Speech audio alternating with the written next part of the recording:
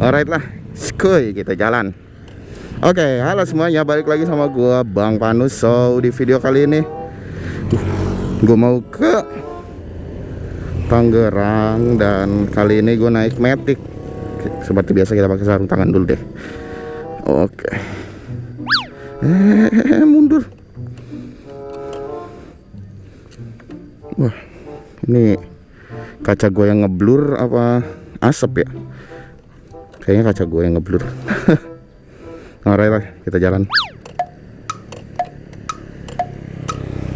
Nggak nyala. Oke. Alright. Halo semuanya, balik lagi sama gue Bang Panus. Di video kali ini gue mau ke daerah Tangerang. Gue mau sedikit bahas tentang jangan beli motor sport sebelum, anjay, gila nggak tuh judulnya? Jangan beli motor sport sebelum anjas. Ya, jadi ada sedikit pro dan kontra gitu ya di video gua yang ini.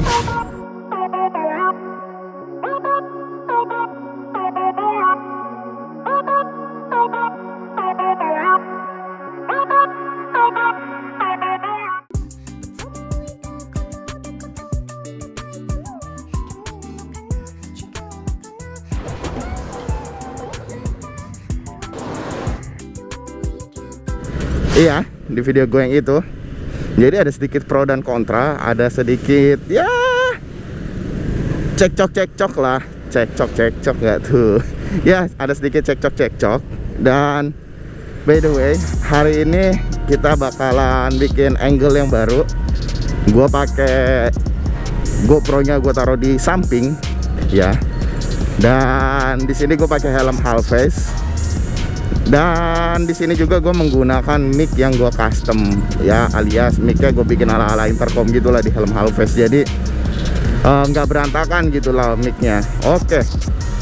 So ya, jadi alasan gue di video kali ini kita bakalan bahas tentang jangan beli motor sport sebelum. Kenapa gue bikin judul seperti itu? Karena ya ada sedikit pro dan kontra seperti yang tadi udah gue bilang di video gue yang ini. Jadi ada sedikit pro dan kontra di video gue yang ini. Oke.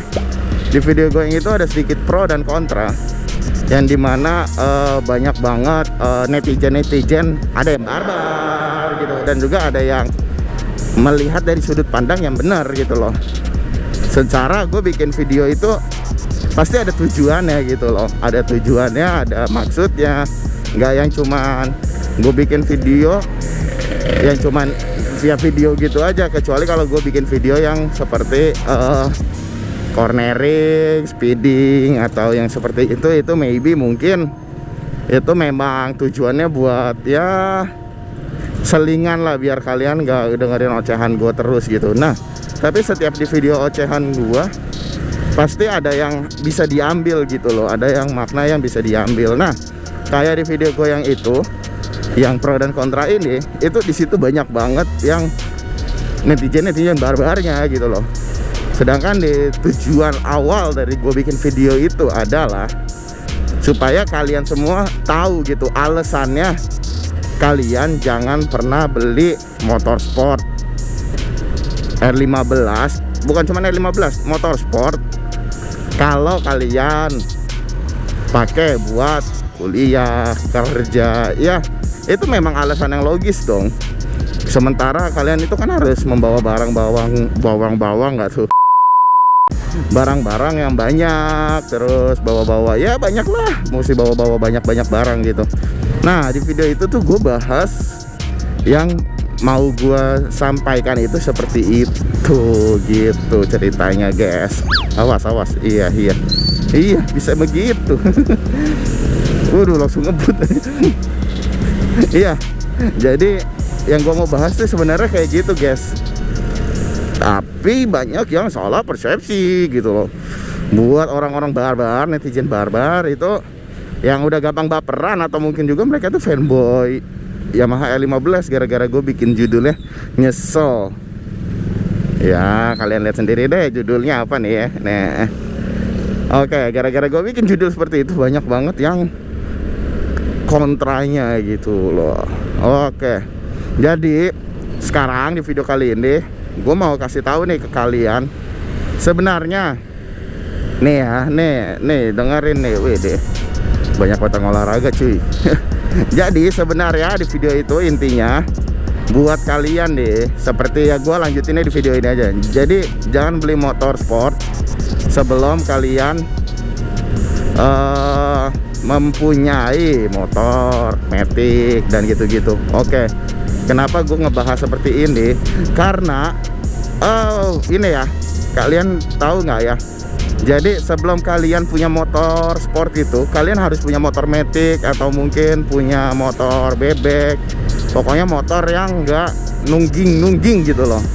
Tujuannya itu biar apa? Tujuannya itu biar kalian bisa bawa barang-barang. Jadi kalau motor sport itu kalian pakainya buat kalau lagi nggak banyak keperluan atau lagi nggak bawa barang banyak gitu, kalian nggak apa-apa deh pakai motor sport. Tapi kalau misalnya lagi bawa barang banyak, jadi kalian punya selingan atau mungkin kalian punya mobil gitu. Nah, itu netizen yang seperti itu yang benar gitu loh. Jadi banyak yang komenin gue, bang, lo harusnya bersyukur. Ya memang gue bersyukur banget cuy, gue bisa punya motor itu juga. Gue butuh proses yang ya dibilang cukup lama lah. Buat teman-teman yang mau beli motor sport, mau beli motor R15, CBR atau mungkin gesek, GSX gitu ya, kalian itu wajib mempertimbangkan beberapa hal. Bukan cuma motor sport sih, tapi ini untuk motor secara umum ya. Tapi di sini gue mau bahas yang buat motor sportnya gitu. Oke, di sini gue mau sedikit bahas gimana sih sebelum kalian, buset rame banget.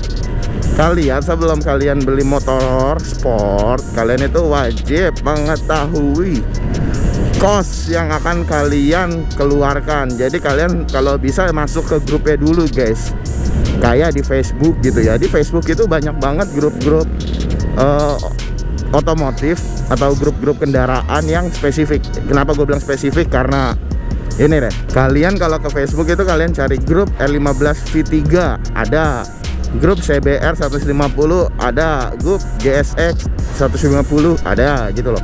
Maksud gua, kalau kalian mau beli motor dan itu motor memang untuk keperluan sehari-hari atau mungkin ya motornya memang tante aduh. Jadi buat kalian yang emang pakai motor itu buat kayak keperluan sehari-hari atau semacamnya, itu kalian harus memikirkan cost after ya, cost sesudah kalian mempunyai motor itu.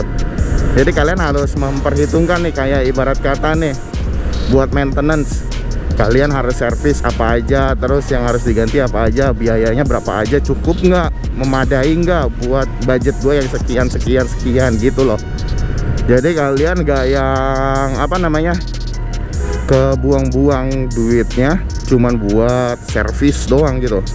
Jadi kalian bisa memanfaatkan dengan benar gitu, nggak yang cuman buang-buang duit karena udah buat kita nggak ngomongin beli cash gitu, kita ngomongin ada beberapa orang kepengen punya motor tapi mereka nyicil gitu ya. Ntar udah ke duitnya kebuang buat nyicil, terus buat kos servis yang nggak ada, kiranya motornya jadi hancur gitu. Nah yang kayak begitu tuh yang harus dipikirkan ke depannya gitu. Jadi nggak yang selamanya punya motor harus motor bagus, tapi kalian juga harus mikirin maintenance-nya gitu. Nah kayak gitu sih maksud gua. Sebelum kalian beli, kalian bisa pikirin dulu biaya maintenance-nya tuh kena berapa, biaya servisnya kena berapa gitu. Terus habis kalian mikirin biaya maintenance itu, kalian bisa baru juga ijo kampret udah titit. Oke. Ya, jadi setelah kita mikirin biaya cost maintenance-nya, dan setelah itu kalian bisa pikirin yang namanya biaya harga motornya cuy. Nah, di sini harga motor juga menyesuaikan. Harga motor, kenapa gue bilang menyesuaikan ya? Balik lagi, budget kalian berapa gitu loh buat membeli motor itu. Kayak misalkan nih ya, kalian kepengen punya R15, punya motor sport deh. Tapi motor sport itu kan banyak ya. Ada R15, maksudnya motor sport itu kan tipe. Motor sport itu kan tipe. motorsport itu kan tipe ya. Nah buat kalian yang mau beli itu, kalian banyak nih varian dari merek dan brand-brand itu kan banyak gitu. Ada R15 dari Yamaha buat yang 150 ya, R15 dari Yamaha, ada Honda CBR, terus ada GSX dari Suzuki, dan masih banyak lagi gitu yang lain-lain. Ada yang zaman dulu Minerva gitu-gitu loh. Jadi di sini tuh sebelum kalian membeli itu kalian tentuin nih budget kalian. Buset, orang itu loh pada baru hijau gitu loh, ngapain harus klakson. Jadi sebelum kalian membeli motor, kalian juga harus menentukan nih, cukup gak duit gua, budget gua sekian buat beli motor ini. Atau mungkin kalau nggak dapat baru ya kalian cari second gitu, lumayan kan buat ngepres budget. Jadi kalian nggak perlu buang-buang duit cuman buat mikirin cicilan yang harganya mahal gitu loh. Nggak usah terlalu mentingin gengsi harus punya motor yang baru gitu. Ya it's okay, boleh punya motor baru, tapi kita harus ngepresin budget juga, ngitungin budget cukup nggak buat kepentingan kedepannya gitu. Nah setelah itu baru deh kalian pikirin nih, kalau misalnya pembelian motor udah mantap, terus buat masalah maintenance udah mantap gitu loh ya. Udah deh, kalau itu dua itu udah terlaksanakan aja, kalian udah tinggal mikirin kalau mau modif deh. Nah buat modif kalian tinggal tentuin, sesuaikan budget dan sesuaikan keperuntukan atau kebutuhan kalian gitu. Kayak misalkan karena gua ngambil R15 memang tujuannya buat style, buat gaya, biar looksnya enak. Nah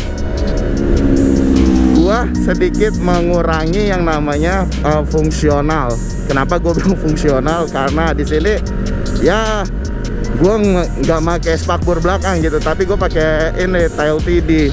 Nah di situ gua berfungsian biar looksnya tuh lebih dapat gitu, lebih ajib lah. Tapi gue tetap pasang plat nomor belakang karena gue tetap mengikuti aturan yang dimana plat nomor itu harus depan belakang gitu. Nah itu loh maksud gue, kalian tinggal, kalau yang bagian yang ini kalian tinggal menyesuaikan aja sih buat kalian. Atau mungkin kalian yang hobi wheelie stun gitu, kalian bisa nambahin crash bar mungkin.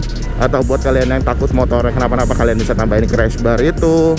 Atau juga buat kalian yang hobi touring gini, kalian bisa tambahin tas-tas side bag gitu loh. Ada kok side bag buat motor sport, atau mungkin tank bag juga ada yang taruh di tangki gitu. Itu loh. Jadi sebenarnya jangan beli motor sport sebelum melihat yang gue sebutin ini tuh. Tujuannya tuh sama aja kayak sharingnya gua waktu gua punya motor R15 atau motor sport gua, yaitu biar kalian tuh tahu kalau punya motor sport tuh ternyata begini begitu, costnya begini, terus motor ini kekuatannya segini gitu loh. Jangan kalian perbarbar gitu, dikirain kalian gua nggak punya motor matic ya, atau gua punya gitu loh. Karena gua di sini punya motor matic juga ya, memang itu tujuannya seperti yang kalian bilang gitu loh. Ya beberapa ada yang kritik gitu ya, kontranya itu tapi mengkritik dan membangun gitu, maksudnya dia kasih masukan. Tapi ada nggak sedikit juga yang ngasih debatan dengan hujatan seperti bego lu begini lu gitu lah. Di sini gue ngajak teman-teman semua yang nonton video ini sharing deh. Sebelum kalian membeli kendaraan baik motor sport dan gitu-gitu, apa sih yang harus kalian pikirkan dulu selain cost kayak yang tadi udah gue bilang gitu. Mungkin ada yang lebih spesifik lagi, kalian mau beli motor itu harus yang dihitungin keperluannya berapa kilometer gitu-gitu, maksudnya berapa odometernya gitu ya, berapa kilometer dan gitu-gitu. Ada juga orang yang seperti itu masalahnya cuy. Jadi kalian coba sharing-sharing aja ke gue gimana pendapat kalian, gimana apa yang bisa kalian sharing lah ke teman-temannya kalian ini, biar kalian yang sama-sama nonton video ini punya apa ya, informasi tambahan yang bisa membangun dan informasi yang bisa ngebentuk gitu loh.